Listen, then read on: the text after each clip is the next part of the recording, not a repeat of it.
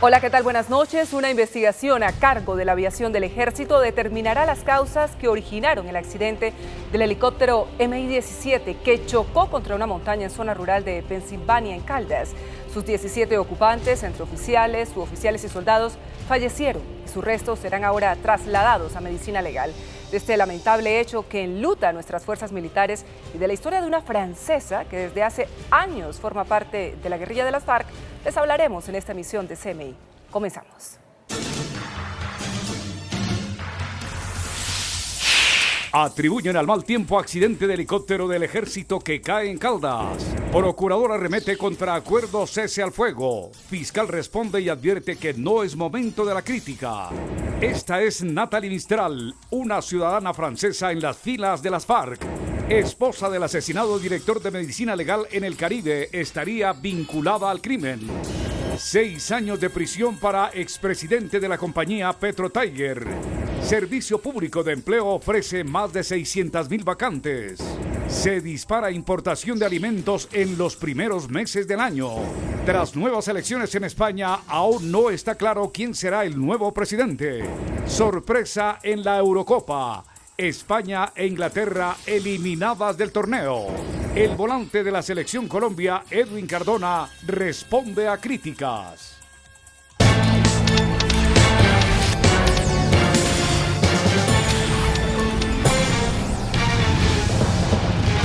Avanza la labor de recuperación y evacuación de los 17 cuerpos de los militares del Grupo de Aviación y Asalto Aéreo del Ejército que viajaban en un helicóptero MI-17 que se accidentó en zona rural de Pensilvania, en Caldas. Las primeras hipótesis indican que el siniestro podría estar relacionado con el mal tiempo.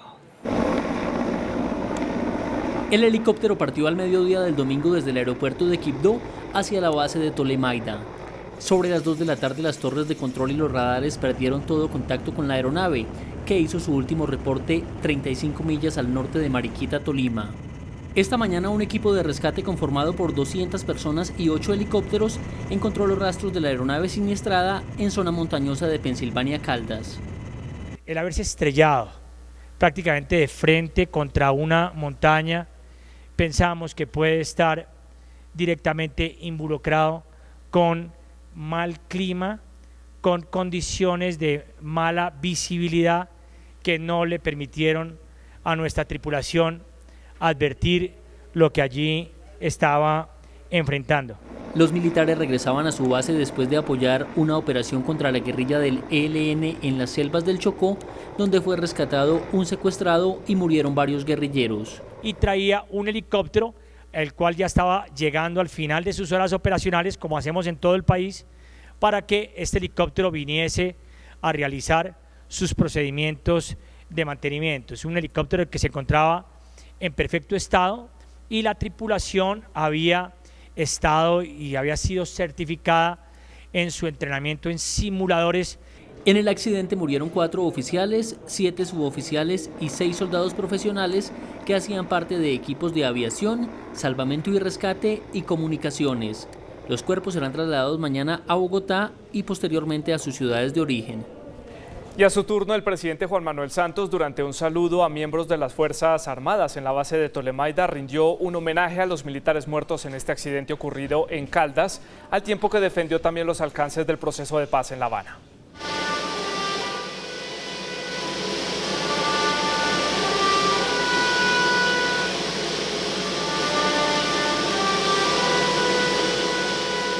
Y esperamos el resultado de la investigación para ver realmente qué fue lo que sucedió. Triste evento, triste episodio, y nuevamente nuestros corazones están con las familias de estos héroes que cayeron también cumpliendo con su deber. Al explicar el punto sobre el acuerdo del fin del conflicto con las FARC, el presidente Juan Manuel Santos insistió ante miembros del Ejército y la Fuerza Aérea en el fuerte militar de Tolemaida cuál va a ser el papel de la fuerza pública en el posconflicto.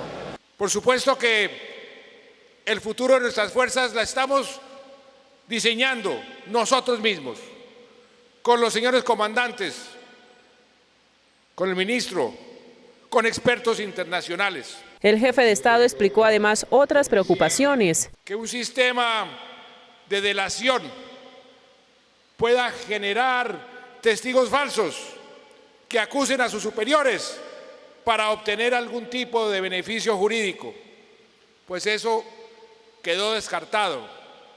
La delación no producirá beneficios adicionales.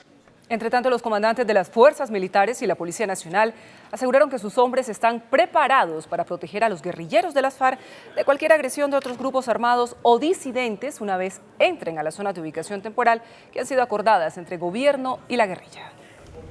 Hace 2 años, equipos militares y de policía se preparan para la etapa de desmovilización, desarme y reintegración de las FARC, que se debe empezar a cumplir el mismo día de la firma del acuerdo final. Garantizar que ninguna fuerza ajena, llámese BACRIM, ELN o una disidencia o alguien, trate de dañar estos acuerdos. La policía ya evaluó las circunstancias en las que sus equipos podrían entrar a las zonas de ubicación. Para casos excepcionales que tengan que ver con algún hecho que se presente al interior o alrededor de estos puntos de concentración. Los sobrevuelos sobre las 23 veredas y los 8 campamentos no se podrán hacer a una altura inferior a los 5.000 pies. Sobre todo para evacuación de algún herido o alguna situación especial que se presente, se coordinará con el mecanismo. Las autoridades civiles no armadas seguirán cumpliendo sus funciones normalmente.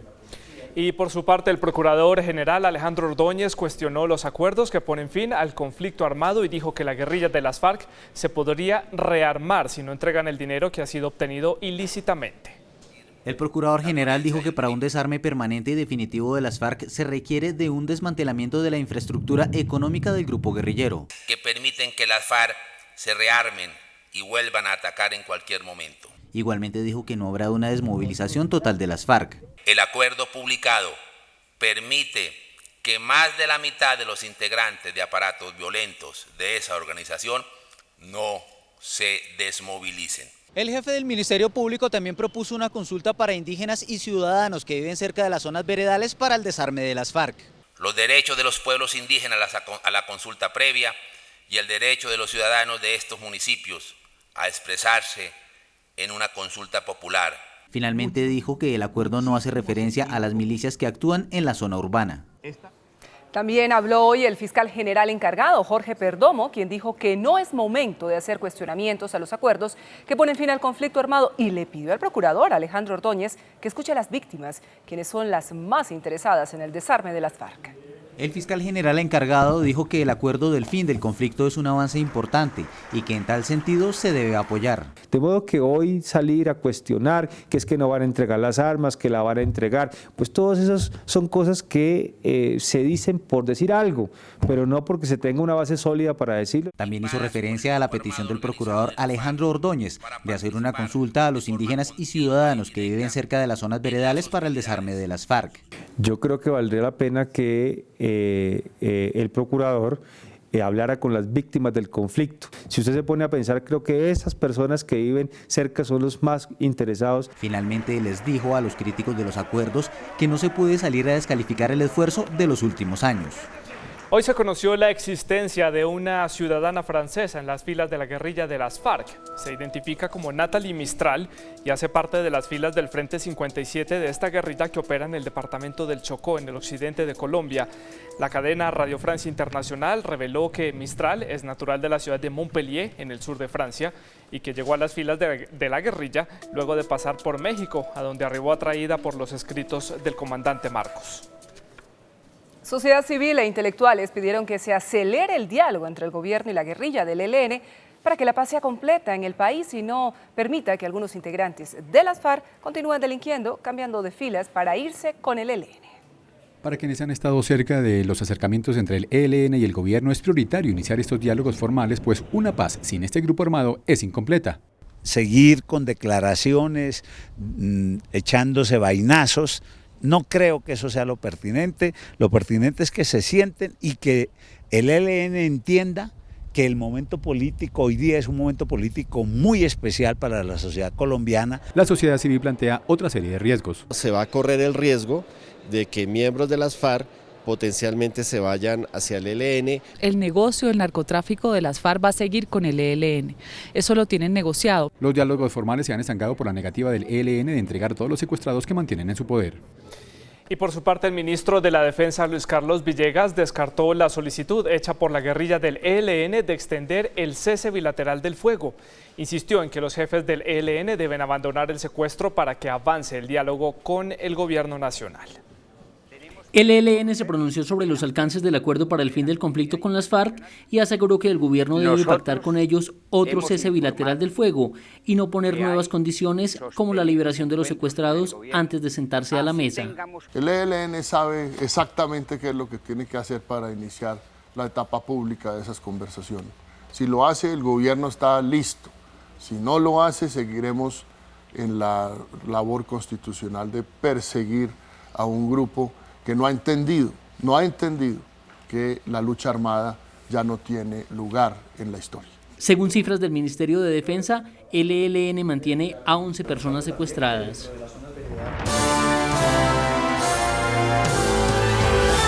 En un inesperado giro de este caso, las autoridades capturaron a la exesposa del asesinado director de Medicina Legal en la costa caribe colombiana, Eduardo Pinto. La acusan de haber participado en este homicidio. Lo que el 4 de mayo pasado se mostró como un crimen por hurto dio un giro de 180 grados.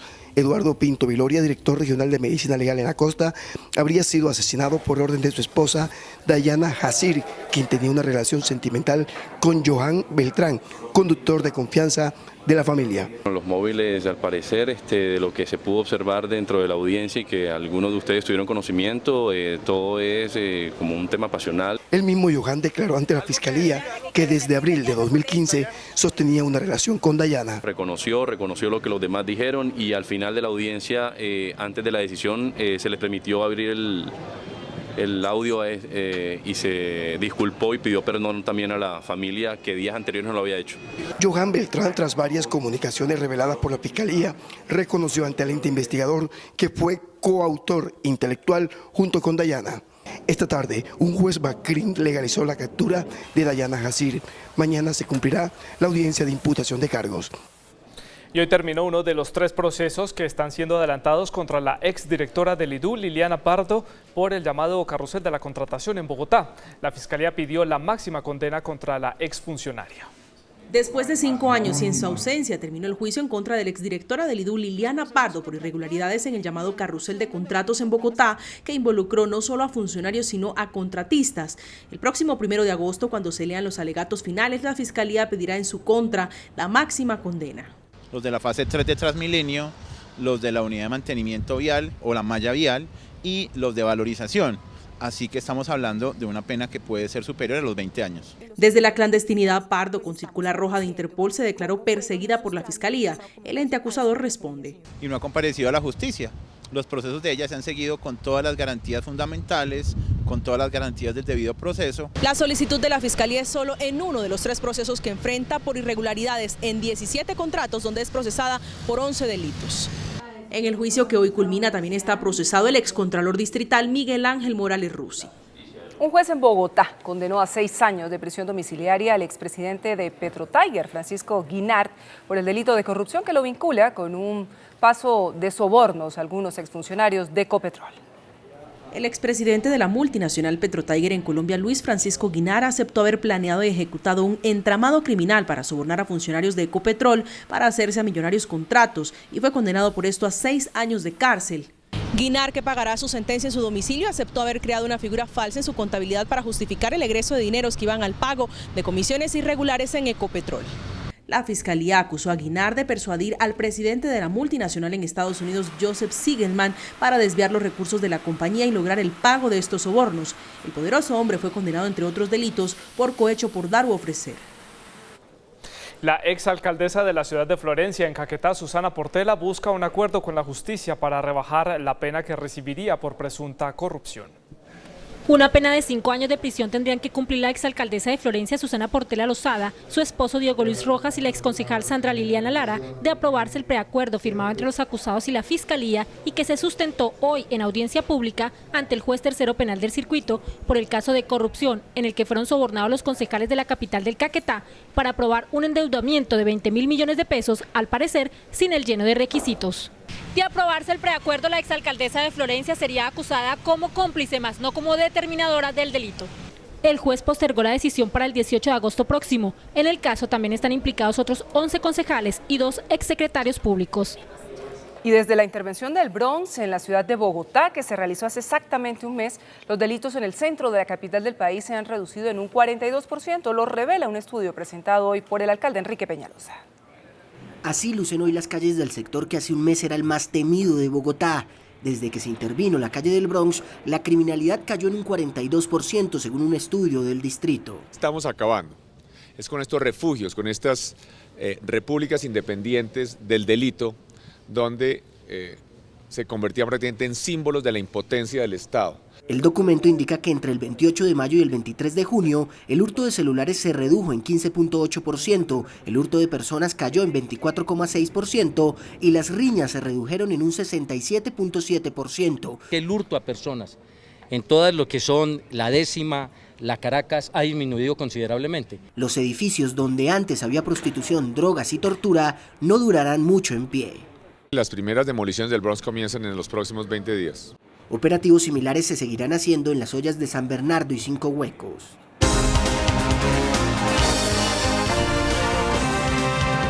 El Servicio Público de Empleo está ofertando 641.000 vacantes de empleo. Los técnicos y tecnólogos son los más demandados por las empresas colombianas. Empresarios, principalmente del sector comercio e industria, han solicitado a la Bolsa Pública de Empleo 641.000 trabajadores para emplearlos en sus plantas de personal. Las vacantes de vendedores ascienden a 141.000, seguido de auxiliares contables y encargados de registro encargados del registro de materiales con casi 50.000 vacantes. Los trabajadores que más solicitan son técnicos y tecnólogos. Los salarios varían para ellos. Para el nivel de bachiller es del salario mínimo legal, para el nivel de técnico es de 1 millón de pesos, de tecnólogo 1,5 millones y de universitario de 2 millones en adelante. En lo corrido de este año, el Servicio Público de Empleo ha logrado vincular a 200.000 trabajadores en empleos formales.